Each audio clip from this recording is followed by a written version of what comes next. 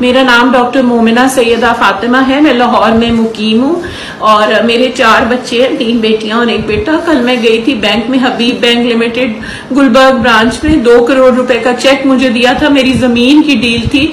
वहां मैंने sign wine सारा टोकन करके 2 करोड़ का चेक कैश जब कराने लगी तो वहां के मैनेजर साहब ख्वाजा उमर ने कहा कि आपको पुलिस की कस्टडी की जरूरत नहीं है।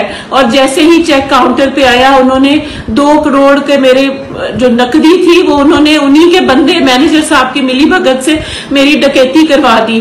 मैंने 15 के ऊपर फौरी तौर पे कॉल चलाई, वहां इर्द गिर्द के लोगों ने भी चलाई।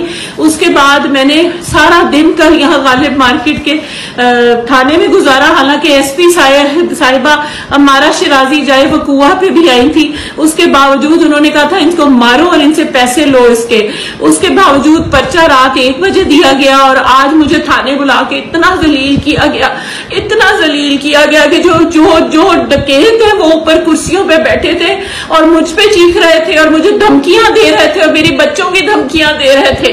आप मुझे बताइए, मेरा खाविंद नहीं है, मैं अकेली औरत हूं, मैं क्या करूं, मैं किधर जाऊं, मैं किससे सवाल करूं? ये इस्लामी मुल्क है, यहाँ पे मैं डॉक्टर हूं, मेरी कदर नहीं है, यहाँ पे कोई इज्जत नहीं है, मेरी जिंदगी अजाब हुई भी है, मेरा खाविंद नहीं है, मुझे जलील कर रहे हैं। पुलिस जो है कुछ नहीं सुन रही, गिरफ्तारी भी नहीं डाली उसने उनकी। अब मुझे बताइए मैं किसका दरवाजा खटखटाऊं? मेरी चीफ मिनिस्टर साहब से अपील है, मेरी आईजी से अपील है, सीसीपीओ से अपील है, खुदा रसूल का वास्ता, अल्लाह का वास्ता, इमाम हुसैन का वास्ता, मेरे पे रहम करे, मेरे पैसे दिलवाए। वो डकैत पुलिस की कस्टडी में वहां ऐसे बैठे हैं जैसे वो कोई बहुत ही इज्जतदार आदमी है और मुझे धक्के खिला के जलील किया।